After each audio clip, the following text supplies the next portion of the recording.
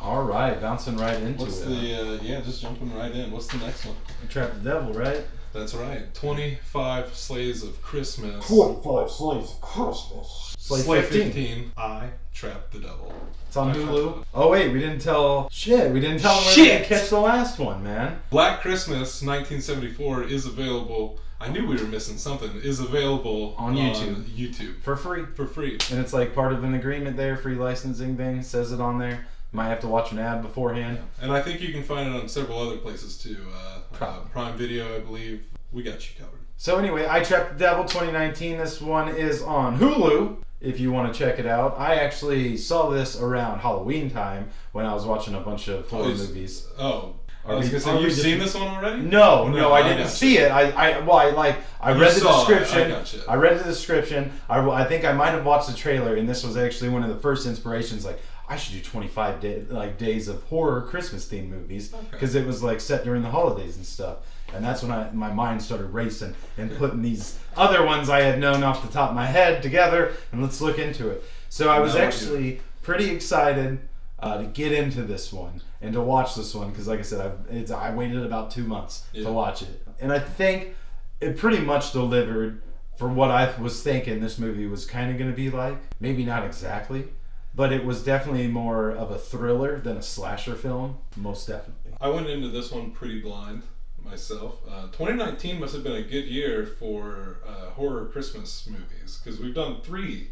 This is our third that's one. true. And this one was in cinemas, it said, when I looked it up. It did get a little it was short run. definitely an independent film. A lot of the people that were involved with it are from, I've said this on the last Black Christmas 2019, I'm a big VHS fan.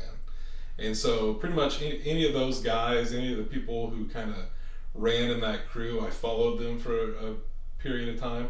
And the guy who plays the brother in this movie, A.J. Bowen is his name, has been in a bunch of solid movies. He runs with that crew. And the guy who directed this movie, this was his first movie. And the only other credit he's got on IMDb is for one of my favorite movies of all time. And he worked in the art department, so mad props to this guy. But it was a movie called Dave Made a Maze. I'll have to show you that one sometime because it's super solid. You can find that one on Hulu, I believe. Yeah, I had heard about this one. I'd been hearing about it all year, a little bit last year because it came out last year. And so I'd been hearing good things. At first, I thought it was a sequel to another favorite of mine called I Saw the Devil. Oh, okay. And it was not. No. They could not be more different. The other one did not actually have the devil in it. Oh. It was a Korean movie, and it's excellent. This one did. The whole movie, I was like, all right, if I don't get to see this devil, I'm going to be pissed. And that's what I really dug, because this was, compared to everything else we've done during our Slays of Christmas, this was definitely one of the most different. Because this was more cerebral. It was more of like a psychological thriller. Yep. As opposed to all the slashers and stuff we've been watching. Oh yeah, it made you really question the lead character's sanity throughout this whole movie. And I'll say the first act was solid, and the third act was, I'll say, all right, only because that second act was very muddy for me. I don't know if I fucking missed something, but like when the sister goes downstairs to check on I realize we're talking about this all sorts of out of order. We're gonna have people confused as a motherfucker. Oh, wow. Not even the sister.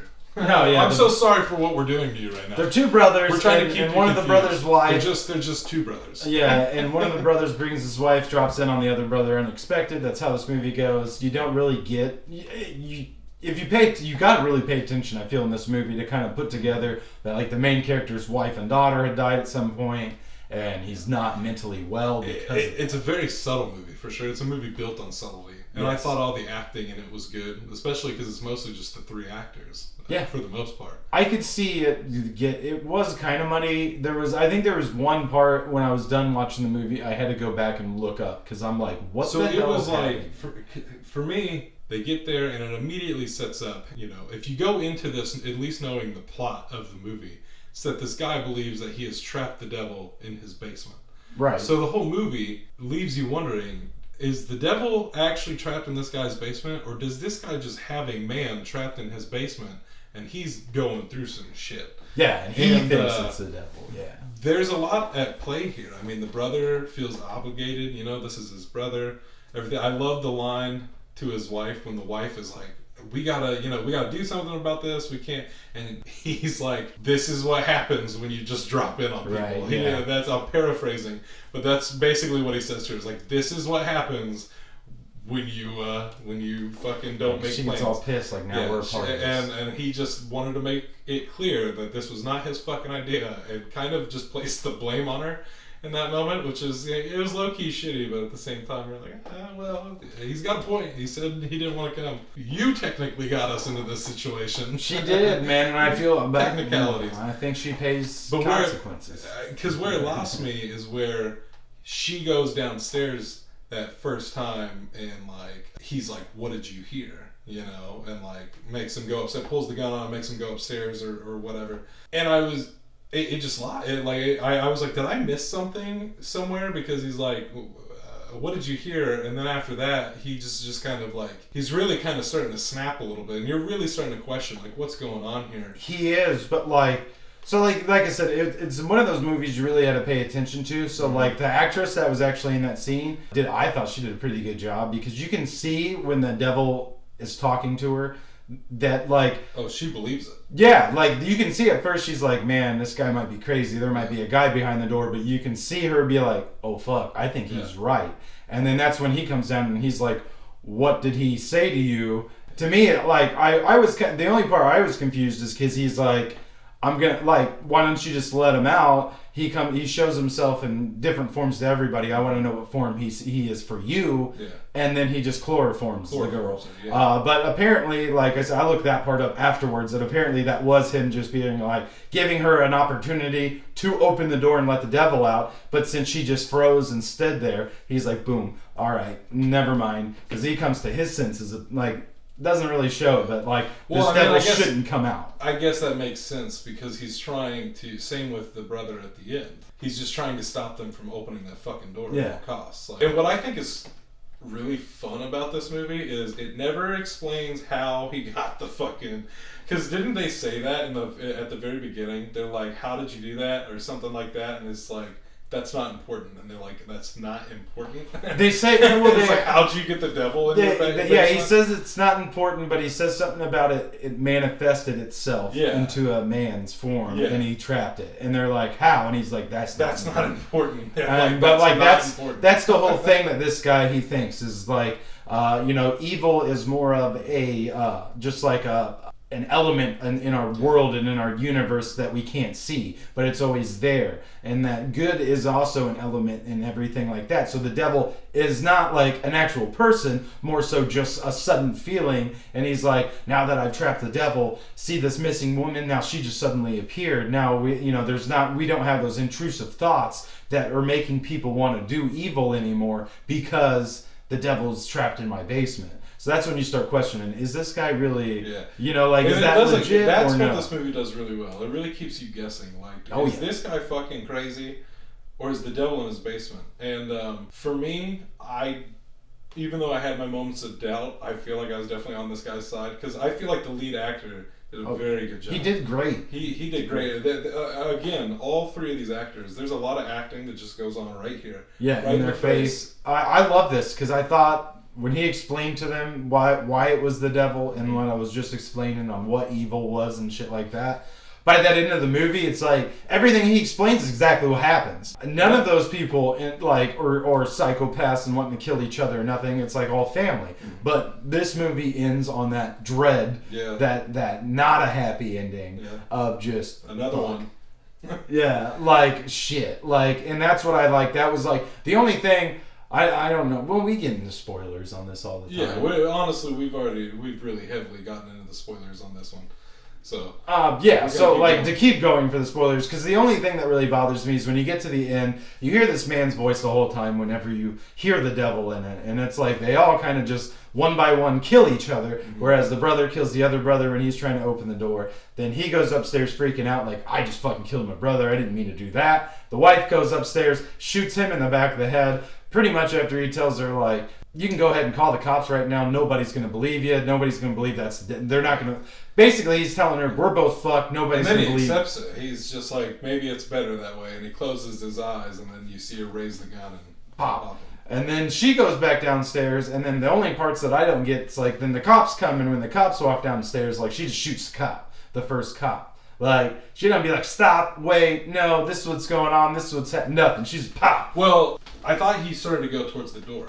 Because he walked in and he looked at the door and the devil... He was looking at it, yeah. Which is like, okay, fair, but I was like, he could at least be like, hey, don't do that. And then if he keeps going, then shoot him. And then he shoots like that's her. a good way to get shot, though. Hey! But the only thing is, like, so once you get this big reveal of the devil, it turns out to be a little girl. And she just kind of skips on past the whole bloody scene and everything. And this one cop that's alive, he's just kind of like frozen, like, holy shit, it's just a little girl. Because he just heard this really deep, dark voice.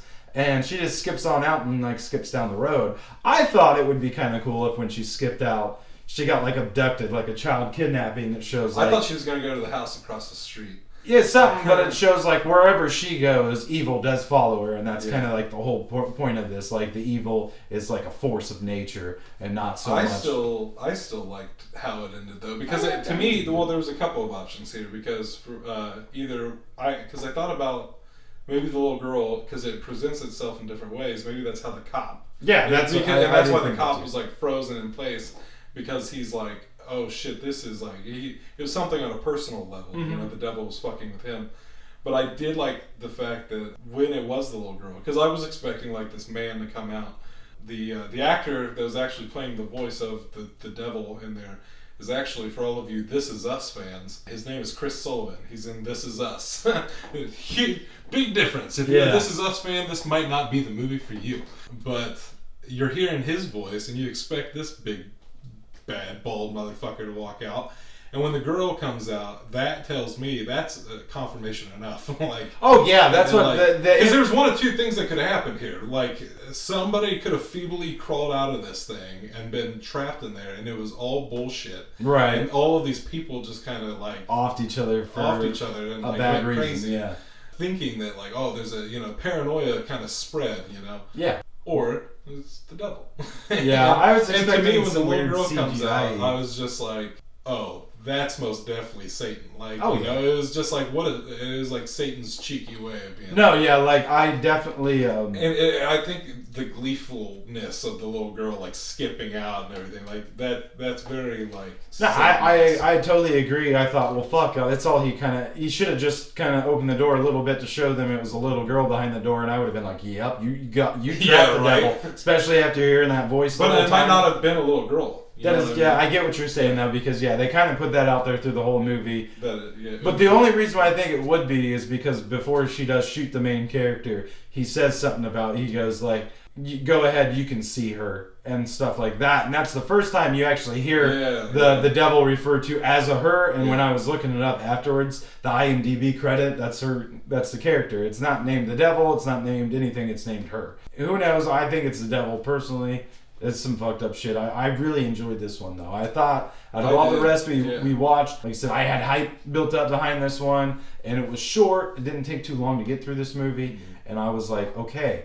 I did feel like when I was looking through stuff, one of the critics commented that this probably would have worked better if it was like part of like an anthology series or something like that. Yeah. I could see that, but I don't think, because if I went and seen this in theaters, I don't think I would have walked out of there pissed. I would say for like a first-time filmmaker and everything, and especially again, I refer back to that crew of people, like the director Ty West and Adam Wingard, like all these directors, they do have this problem within this like group of horror filmmakers where the films are kind of like these avant-garde horror films that also like, I don't know, somewhere in there, I don't know, they become a little too artsy for their own good sometimes, and it kind of loses pace like it did in the middle of this one. Yeah, I feel like the editing was a little wonky. I'd say it was just like the writing. In the middle of it, it's just kind of like, we don't know how to bridge the gap, so we're just going to have some crazy shit happen right here that makes no goddamn sense.